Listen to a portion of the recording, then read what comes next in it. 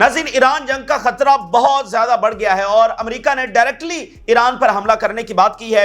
दूसरी तरफ अमेरिका ने कहा है कि उन्होंने यमनी लीडर्स को निशाना बनाया है और मजीद हूती लीडर को वो निशाना बनाने जा रहे हैं।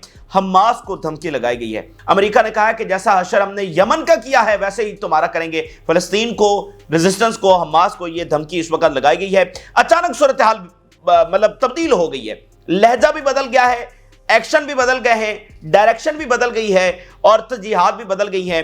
यानी आप जा रहे हैं मुज़ाकरात की तरफ, अरब प्लान है, रिकंस्ट्रक्शन डिस्कस हो रही है, सब एग्री कर रहे हैं, एक मुज़ाकरात का माहौल बना हुआ है, लेकिन अचानक से एक हमला और हम दोबारा से उस भयानक सूरत हाल की तरफ चले गए हैं और लहजा बड़ी तेजी से अमेरिका ने यहां पर बदला है। और इसी दरमियान इजराइल में इमरजेंसी मीटिंग हो रही है, कुछ ही घंटों में, 1-2 घंटे के अंदर बड़ी इंपॉर्टेंट मीटिंग होने जा रही है। मजीद F-35 तैयारे जो है वो इजराइल के हवाले किए गए हैं। उर्दगान और ट्रंप की कॉल हुई है, ये पहली कॉल है उर्दगान और ट्रंप के दरमियान, और वहां पर जापान ने मिसाइल डिप्लॉय करना शुरू कर दिए हैं चाइना के इर्द गिर्द। चाइना के जो करीबी तरीन जजीरे हैं यानी जापान के, वहां पर वो मिसाइल डिप्लॉय करना शुरू हो गए हैं। तो ओवरऑल जो हम पिछले कुछ हफ्तों से ये एस्टिमेट आपके सामने रख रहे थे, रिपोर्ट्स आपके सामने रख रहे थे कि एशिया मैदान जंग बनने जा रहा है। इससे पहले तरजीहात यूरोप हुआ करती थी, वहां पर नेटो एक्सपैंड कर रहा था, वहां पर अमेरिका एक्सपैंड कर रहा था टुवर्ड्स रशिया, ठीक है। लेकिन अब हम आपके सामने ये नई सूरत हाल रख रहे हैं कि एशिया मैदान जंग बनने जा रहा है और यहां पर उनका कंप्रीहेंसिव जो टारगेट है, कंप्रीहेंसिव स्ट्रेटजी है, वो तो चाइना के खिलाफ है।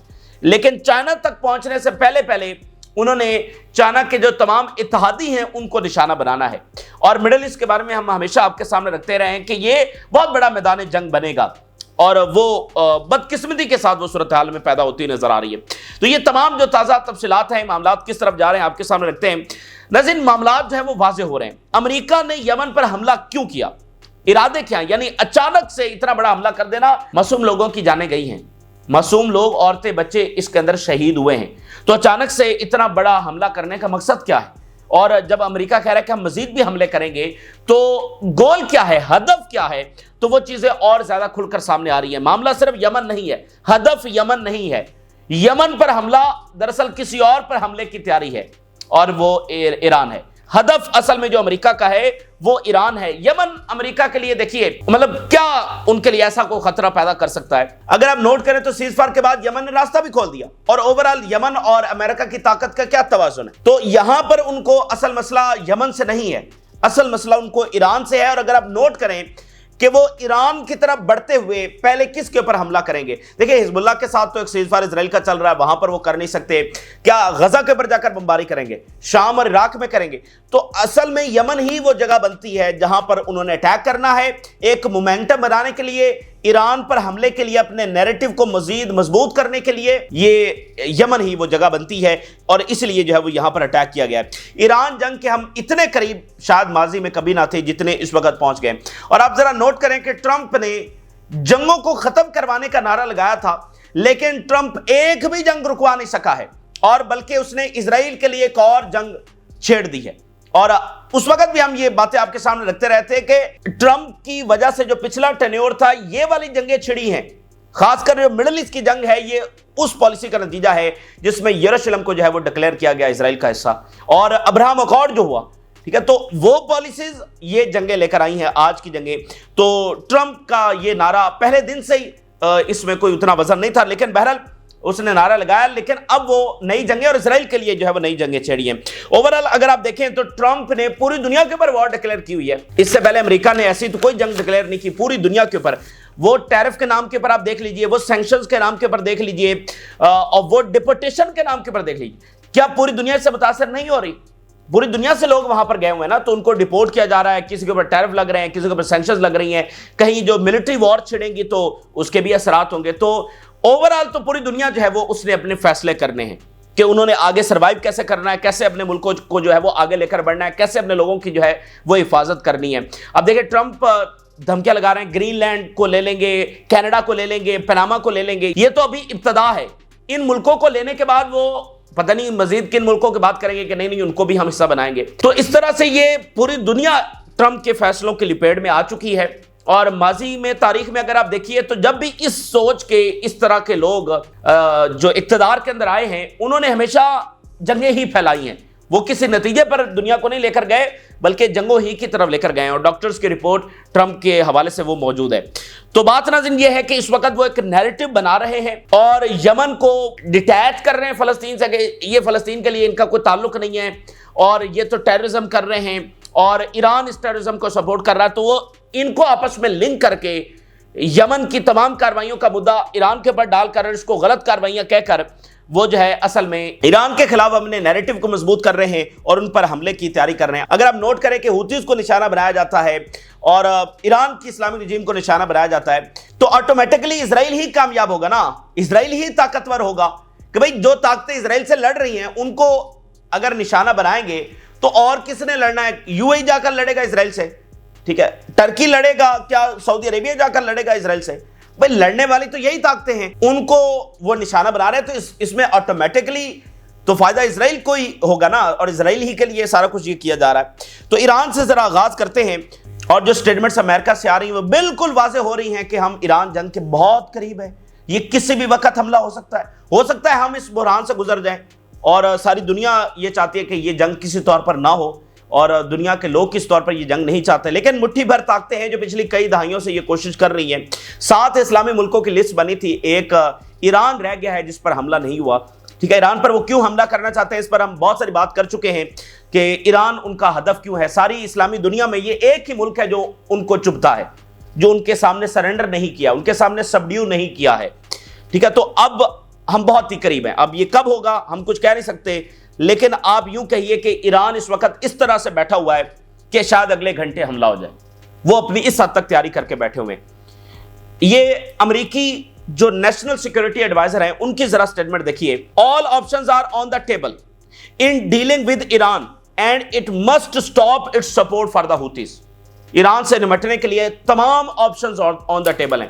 دیکھیے تمام آپشن سے کیا مراد ہے؟ سینکشنز ان کے پر لگی ہوئی ہیں، ہر طرح کے ڈپلومیٹک پولیٹیکل اقدامات ان کے خلاف ہوئے، سائبر اٹیکس اور اس طرح کی بہت ساری۔ تو کون سا آپشن ہے جو ابھی تک استعمال نہیں ہوا؟ Military option.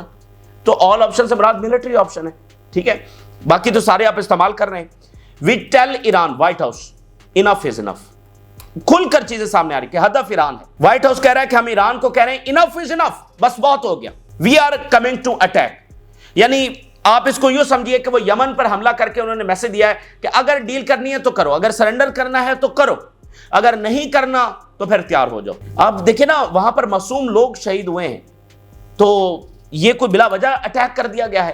اب دیکھیے کتنی خوفناک صورتحال ہے، معصوم لوگوں کی جانیں جا رہی ہیں، اور امریکہ کہہ رہا ہے کہ ہم مزید اٹیک کریں گے۔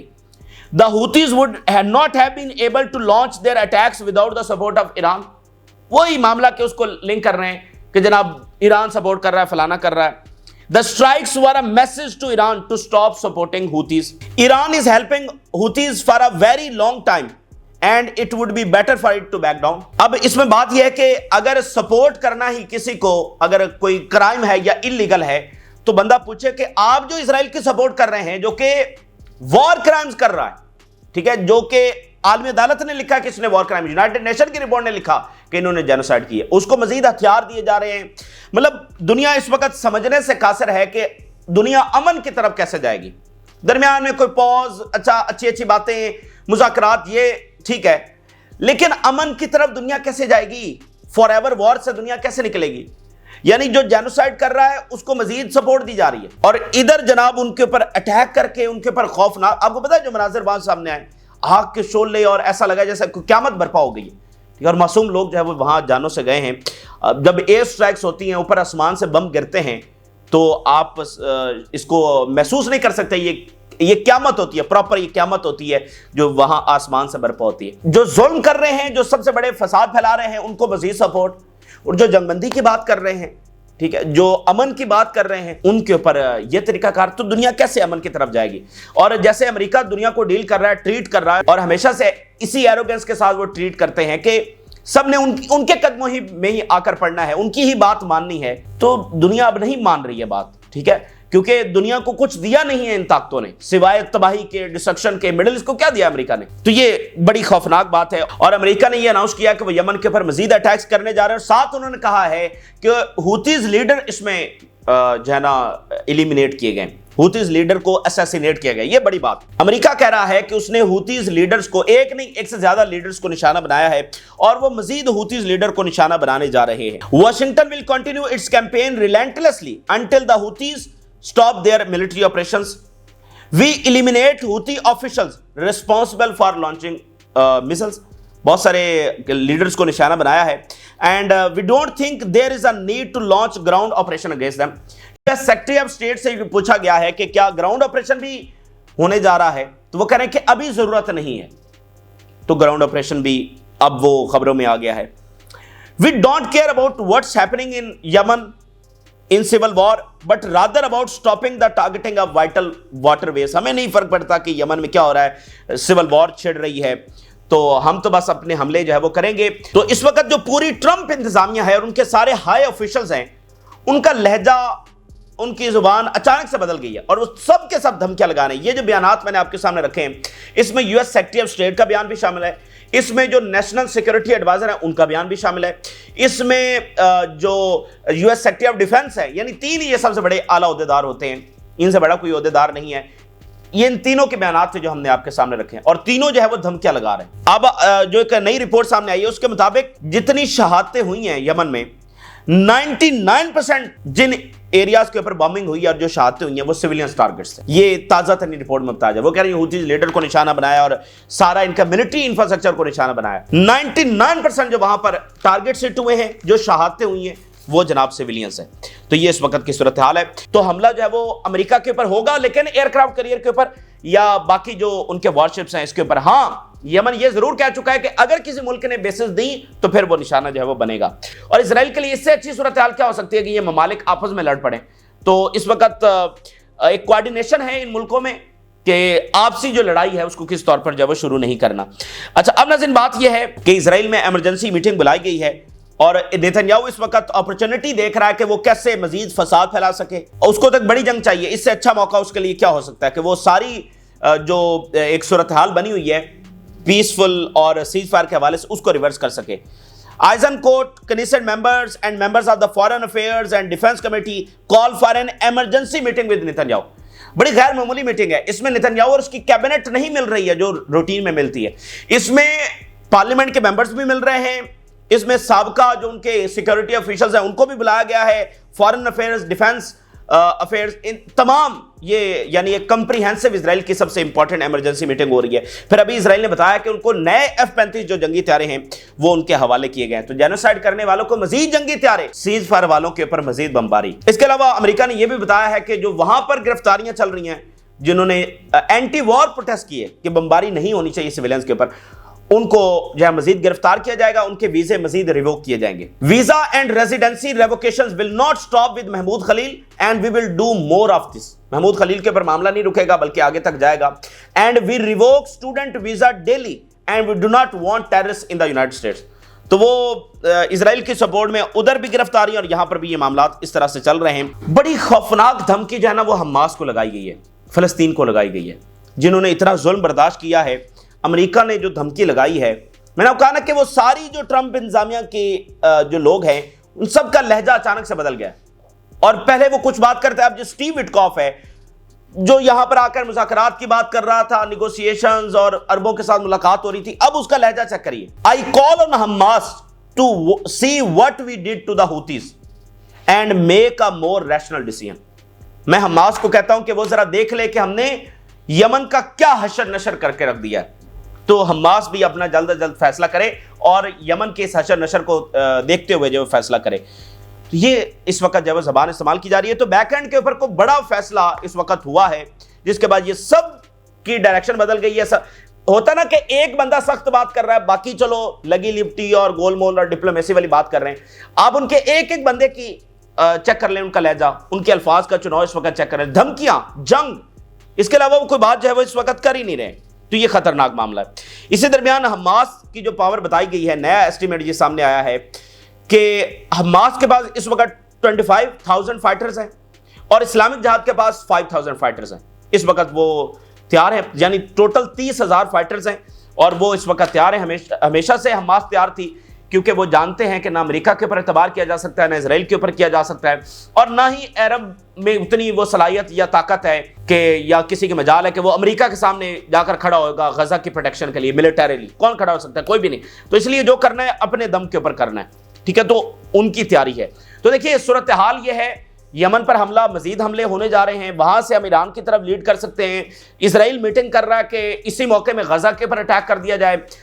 سیریا کے حوالے سے بھی ان کے منصوبے آپ کے سامنے ہیں، پھر لیبنان کے حوالے سے، حزب اللہ کے حوالے سے بھی ان کے منصوبے آپ سامنے ہیں. تو ہم ایک دہانے کے اوپر ہیں، کب کس طرح مزید معاملہ کھسک جائے یہ دیکھنا ہے. اور اردگان کی ٹرمپ کے ساتھ کال ہوئی، یہ پہلی کال ہے اور اس میں زیادہ تر جو ہے وہ سیریا ہی ڈسکس ہوا ہے، کیونکہ امریکہ وہاں سے وڈرال کر رہا ہے تو یہ وہاں پر ڈسکشن ہوئی ہے. اسی درمیان ناظرین رشیا نے کہا ہے کہ یو ایس سیکرٹری آف جو اسٹیٹ ہیں ان کے اوپر ہمارے سینکشنز برقرار ہیں، کیونکہ انہوں نے رشیا کے فارن منسٹر کے اوپر لگا رکھی ہیں، تو ہماری جو سینکشنز ہیں وہ ادھر برقرار ہیں. اور مزید جنگی مدد جو ہے وہ اس وقت دی جا رہی ہے یوکرین کو مسلسل. فن لینڈ سے نئی خبر سامنے آ رہی ہے، وہ کہہ رہے ہیں کہ pressure must be increased on Putin, sanction must be increased on Russia and Ukraine must be armed. تو یہ یورپ کی اس وقت عجیب و غریب صورتحال ہے جس میں وہ کوئی ریشنل ڈیسیژن کرنے کے لیے تیار نہیں ہے، بلکہ جنگ کی طرف. اور یورپینز نے 500 سال بھی جنگیں لڑی ہیں، اب بھی وہ جنگ لڑنا چاہ رہے ہیں. اور آگے مطلب رشیا ایک نیوکلر طاقت ہے، ان کے ساتھ وہ کیسے لڑیں گے؟ یورپ کی اکانومی، ان کی سوسائٹی کیا اس بات کی اجازت دیتی ہے؟ کیا ان میں یہ کیپیبلٹی ہے بھی صحیح کہ وہ ایک لمبی جنگ لڑ سکیں؟ لیکن بات پھر وہی ہے کہ وہ جب رشیا کی برتری کو ماننے کے لیے تیار نہیں ہے، رشیا کی ڈیمانڈز کو ماننے کے لیے تیار نہیں ہے، تو وہ پھر جنگ ہی کو آگے بڑھائیں گے. نتیجہ بہرحال جو بھی اب نکلے گا. ایک اور امپورٹنٹ بات ہوئی، یورپ کا جو سمٹ ہونے جا رہا ہے اس میں چائنا کے پریزیڈنٹ کو مدعو کیا گیا ہے. چائنا کے پریزیڈنٹ کو یورپ مدعو کر رہا ہے، لیکن اس سے بھی اگلی بات سنیے، چائنا کے پریزیڈنٹ نے اس میں شرکت سے انکار کر دیا. اب ذرا چائنا کی حکمت عملی کے اوپر غور کریں. ٹرمپ نے بلایا، چائنا کے پریزیڈنٹ نہیں گئے. یورپ بلا رہا ہے، نہیں گئے. تو وہ بڑے پھونک پھونک سے اور بڑے آپ کہہ لیں کہ حکمت عملی کے ساتھ سوچ سوچ کر قدم رکھ رہے ہیں کہاں پر کیا اپنانا ہے. یعنی یورپ کو حالانکہ چائنا نے دوستی کا ہاتھ بڑھایا ہوا ہے، کوپریشن کا ہاتھ بڑھایا ہوا ہے، لیکن چائنا کے پریزیڈنٹ وہاں پر شرکت نہیں کر رہے ہیں. اسی درمیان ایک اور جو خوفناک خبر سامنے آ رہی ہے، جاپان نے لانگ رینج میزائل ڈپلائے کرنا شروع کر دیے.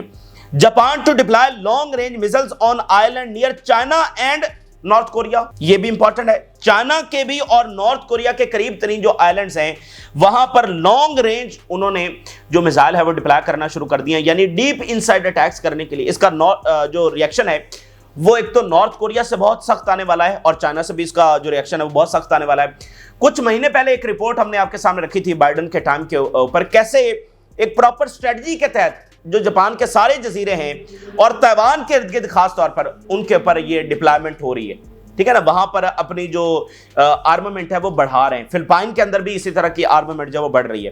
تو آخری بات یہ ہے کہ کمپریہنسولی یہ جو وار ہے یہ چائنا کے خلاف ہے. ایشیا میدان جنگ بنے گا، اور میں آپ کو بتاؤں ایک ایک ملک متاثر ہونے جا رہا ہے، اور خاص کر چائنا کے جو ارد گرد والے ممالک ہیں جیسا کہ پاکستان ہو گیا، افغانستان ہو گیا، یہ بھی بہت زیادہ متاثر ہوں گے. مڈل ایسٹ ایک پراپر میدان جنگ بننے کے خدشات بہت زیادہ بڑھ چکے ہیں، اور آگے سے ڈیفینیٹلی چائنا نے اب میدان کے اندر آنا ہے.